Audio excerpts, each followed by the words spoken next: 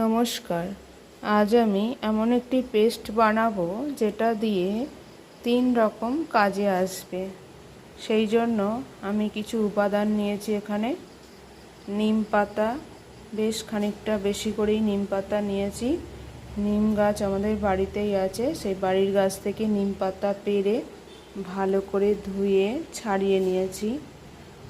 কিছুটা তুলসী পাতা, তুলসী গাছ তো সকলের বাড়িতেই থাকে। কিছুটা হলুদ টুকরো করে নিয়েছি, হলুদটা আমার বাগানের। আর কিছুটা কমলা লেবুর খোসা। কমলা লেবুর খোসাটা আমি লেবু খাওয়ার পর খোসাটা রোদে শুকিয়ে রেখেছিলাম, এটা গোলাপ জলে ভিজিয়ে রেখেছি। আর এখানে কিছুটা চন্দন বেটে রেখেছি।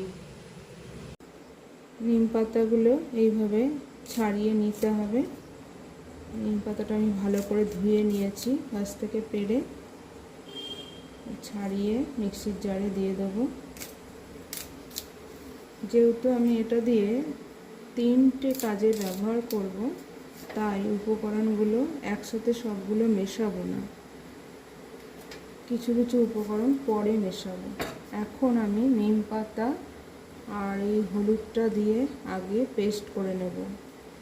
দিয়ে এই পেস্টটা আমি কিছুটা আলাদা করে রেখে দেবো। পেস্ট আমি ঢেলে রেখে দিলাম এবং বাকি পেস্টটায় আমি তুলসী পাতাগুলো দিয়ে আবারও পেস্ট করে নেব। এই পেস্টটাও একটি আয়ুর্বেদিক ওষুধ হিসাবে ব্যবহৃত হবে।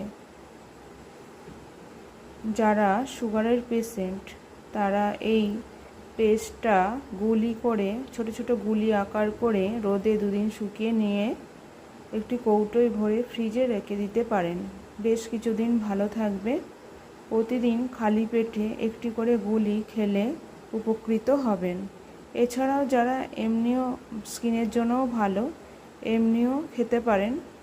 সেক্ষেত্রে একদিন ছাড়া একদিন খেলে ভালো হয়।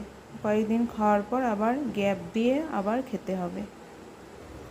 এটা আমার তৈরি হয়ে গেছে নিম, হলুদ আর তুলসী পাতার পেস্ট, যেটা আমি আয়ুর্বেদিক ঔষধ হিসাবে খাওয়ার কাজে ব্যবহৃত করব।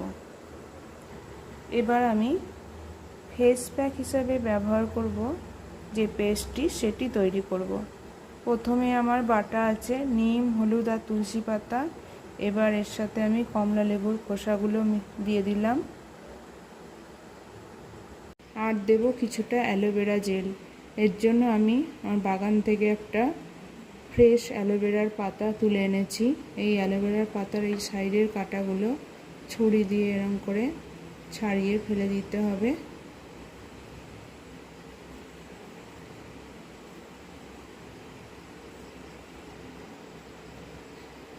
এই সাইডের কাঁটাগুলো এভাবে কেটে ফেলে দিয়ে এইবার ওপরের ছুরি দিয়ে এবার ওপরের ছালটাকে আস্তে করে পাতলা করে তুলে দিতে হবে।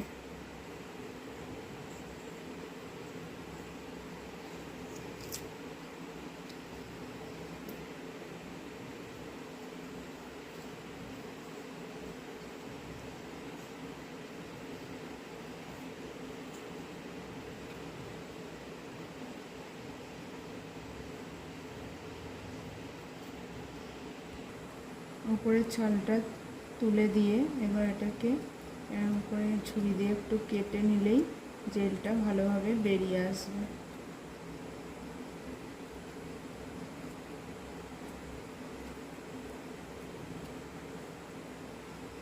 হালকা করে এরকম ছুরি দিয়ে টানলেই জেলটা বেরিয়ে আসবে।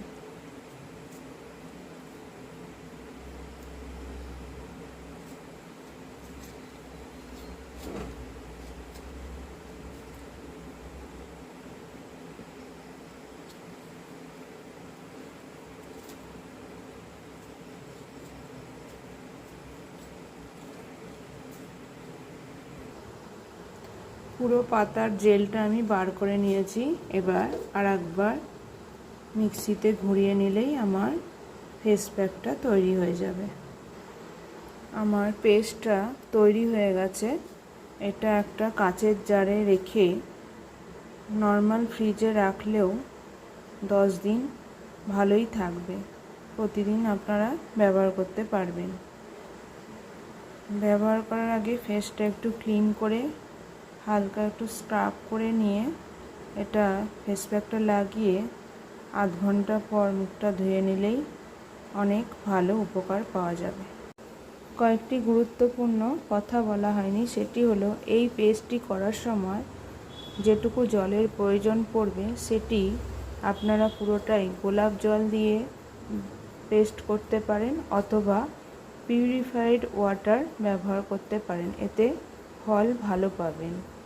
আর এই পেস্টটা যখন ফেস প্যাক হিসাবে ব্যবহার করবেন তখন এর মধ্যে হাফ চামচ মধু, হাফ চামচ বেসন কিংবা মুলতানি মাটি, যেটা সুইটেবল হবে সেইটা মিশিয়ে নিয়ে ফেস প্যাক হিসাবে ব্যবহার করলে আরও ভালো ফল পাওয়া যাবে।